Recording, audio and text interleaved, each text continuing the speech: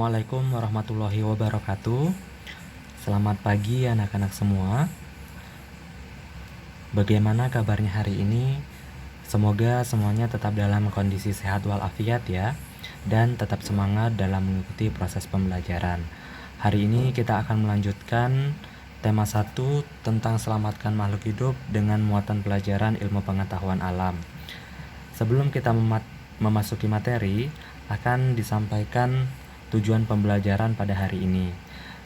Tujuan pembelajaran pada hari ini adalah siswa diharapkan dapat menjelaskan cara perkembangbiakan hewan beserta ciri-cirinya. Sebelum kita memasuki materi, marilah kita melafazkan basmalah. Bismillahirrahmanirrahim.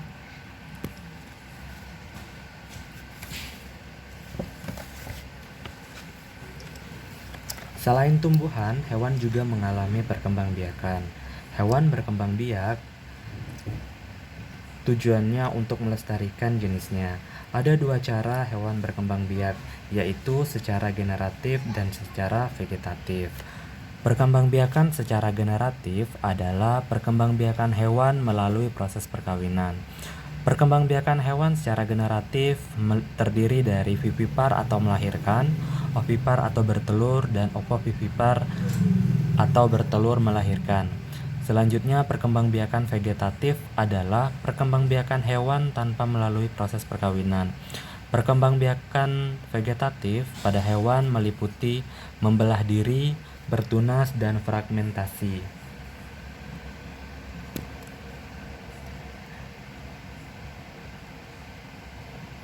Kita akan membahas perkembangbiakan hewan secara generatif.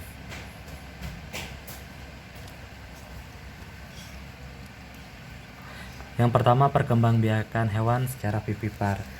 Jadi vivipar adalah perkembangbiakan hewan dengan cara melahirkan.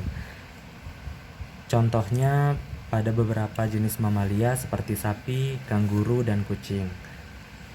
Hewan yang berkembang biak dengan cara vivipar ini memiliki ciri-ciri diantaranya menyusui anaknya, biasanya termasuk ke dalam jenis hewan mamalia, mempunyai daun telinga, tubuhnya ditutupi bulu atau rambut, dan mempunyai kelenjar susu. Selanjutnya, hewan perkembangbiakan generatif secara ovipar atau bertelur. Ovipar adalah perkembangbiakan hewan dengan cara bertelur. Contohnya pada beberapa unggas seperti ayam dan bebek, serta kadal, katak, dan buaya. Hewan yang berkembang biak dengan cara ovipar ini memiliki ciri-ciri yaitu tidak menyusui anaknya, tidak mempunyai daun telinga, tidak mempunyai kelenjar susu, dan biasanya termasuk golongan apes. Selanjutnya adalah perkembangbiakan generatif secara ovovivipar atau bertelur melahirkan. Ovovivipar adalah perkembangbiakan hewan dengan cara bertelur dan melahirkan. Hewan ovovivipar mula-mula bertelur, tetapi telurnya tidak menetas di luar rahim, melainkan di dalam rahim induknya. Setelah menetas, embrio tumbuh di dalam rahim dan akan keluar setelah umurnya cukup. Artinya, setelah umurnya cukup, embrio tersebut akan dilahirkan oleh induknya. Nah, hewan yang mengalami atau berkembang biak dengan cara ovovivipar ini adalah ikan hiu, beberapa jenis ular, dan ikan pari. Selanjutnya, perkembangbiakan vegetatif pada hewan. Perkembangbiakan vegetatif pada hewan terbagi menjadi 3, yaitu membelah diri, bertunas, dan fragmentasi. Membelah diri artinya perkembangbiakan hewan dengan cara membagi tubuhnya menjadi beberapa bagian. Contoh hewan dengan perkembangbiakan secara membelah diri ini adalah amuba dan protozoa. Selanjutnya adalah perkembangbiakan vegetatif secara bertunas. Artinya cara berkembang biak hewan saat organisme baru tumbuh. Tunas yang baru akan tumbuh hingga menjadi organisme baru. Contoh hewan dengan perkembangbiakan bertunas adalah hidra dan porifera. Selanjutnya, perkembangbiakan vegetatif yang ketiga adalah fragmentasi.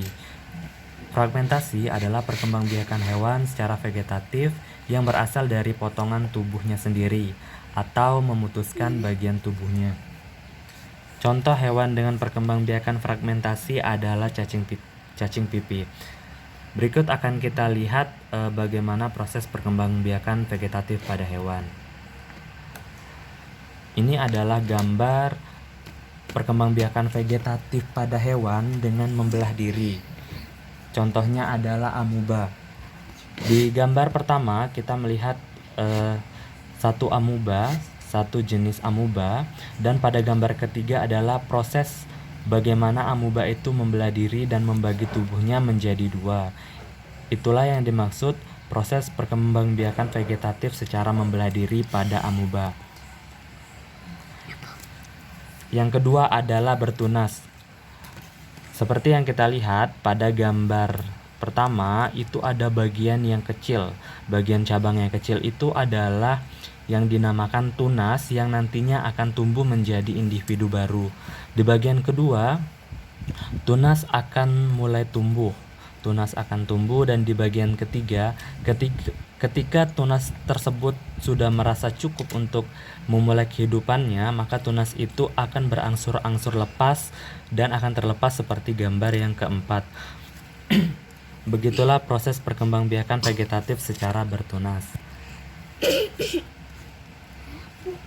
Selanjutnya adalah perkembangbiakan vegetatif secara fragmentasi.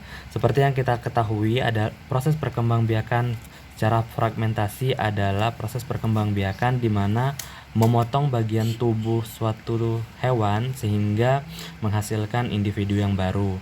Seperti yang kita lihat di sebelah kiri, ini adalah satu gambar cacing pipi yang akan dibagi ke dalam dua jenis individu baru. Yang pertama, bagian kepala yang dipotong dan bagian ekor yang dipotong. Pada saat kepala dan ekor dipotong, maka lama-kelamaan akan terbentuk organ yang baru. Seperti pada kepala nanti akan terbentuk bagian tubuh dan bagian ekor. Selanjutnya pada bagian ekor nanti akan terbentuk bagian tubuh hingga ke kepala, dan akan menghasilkan individu yang baru. Itulah yang dimaksud dengan proses perkembangbiakan vegetatif secara fragmentasi.